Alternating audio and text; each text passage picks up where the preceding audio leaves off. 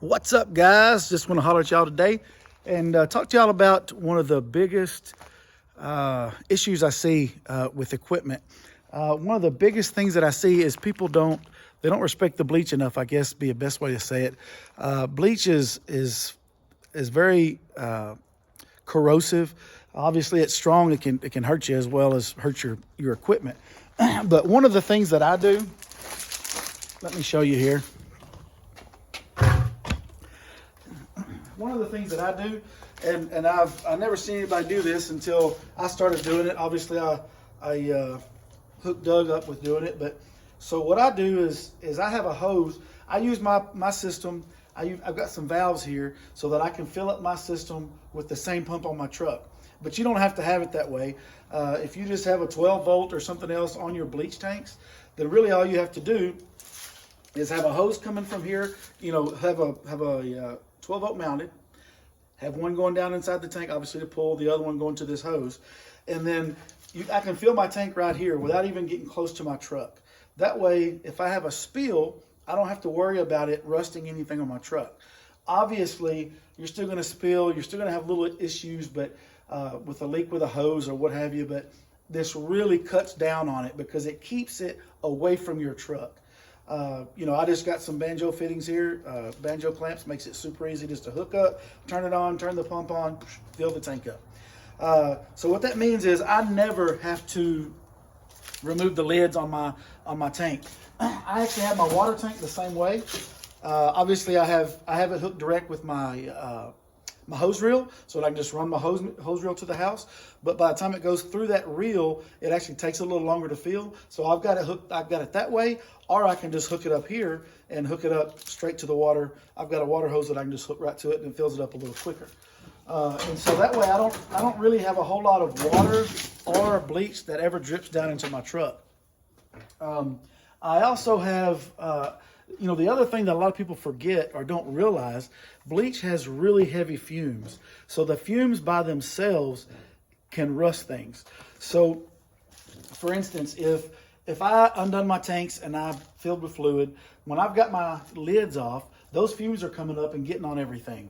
And they fall down and anything around it that will rust. You know, I don't care if you're like super particular or never drip a spot. You're still going to have rust just because of those fumes. So whether you're in a truck, a trailer, a van, or anything you've got, it's best to put a lid on your tank.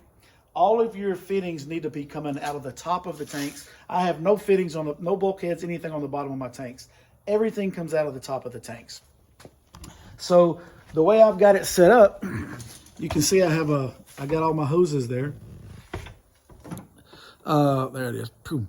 So, and then I've also got vents on my tanks.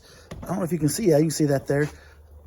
See that hose coming out down there? And you see how I've got it really low to the ground? I mean, it's not dragging. It looks like it is. It's probably, I don't know, 6 inches off the ground. But I've got that one.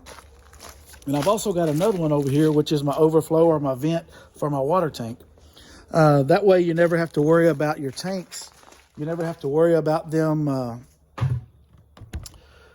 vapor locking or anything like that. Especially with the water tank or with either tank really, but with the bleach tank, it works out really well. So when I fill my tanks, if I accidentally overfill, it just comes out the bottom. So that obviously is a savior there. But then on top of that, all of those fumes are coming out here, coming out the back of the truck. So that way in my truck, I have no bleach, no fumes, no nothing in there. That's all clean. Of course, like I said, it don't matter how careful you are. If you have a leak or this or that, then you'll have it. But obviously, you need to rinse those things really, really well.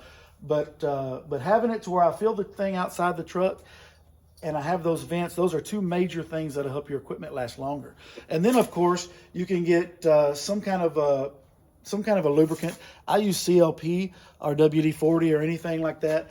And then a lot of my fittings, I just spray them. I don't do it at the end of each day.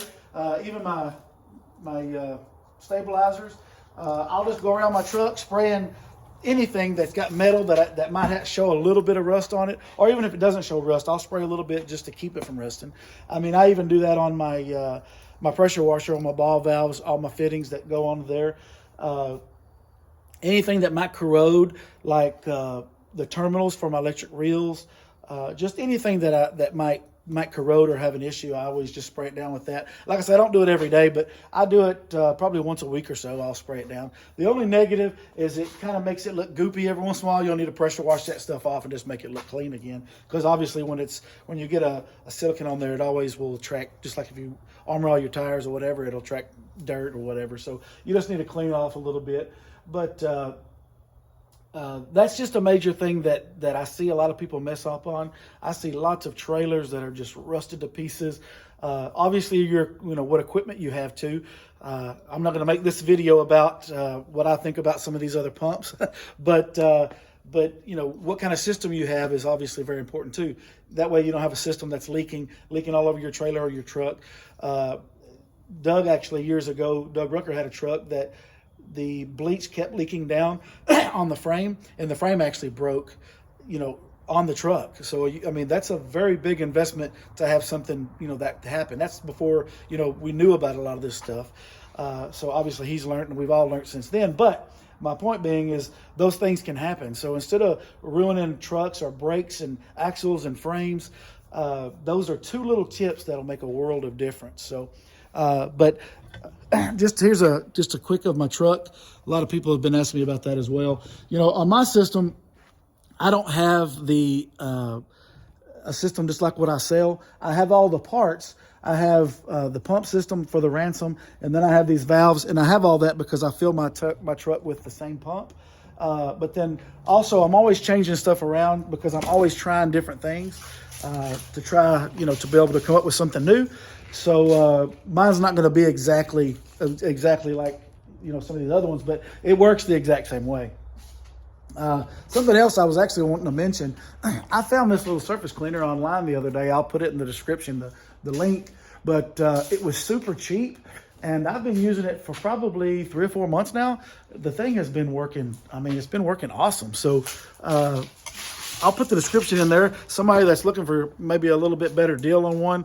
They don't, like me, I don't do a lot of pressure washing, so I thought, that might be something that comes in handy. So anyway, I will cut this video short, and if I can ever help any of you guys, make sure and let me know. Obviously, I don't know everything, but I've been around this for about 8 years or so, and so there's a lot of things that I've seen happen, and so anything that I've seen that I can make better, I always try to. So Gerald with Roof King Products and Roman Roof Cleaning. If I can help you, just don't hesitate to reach out.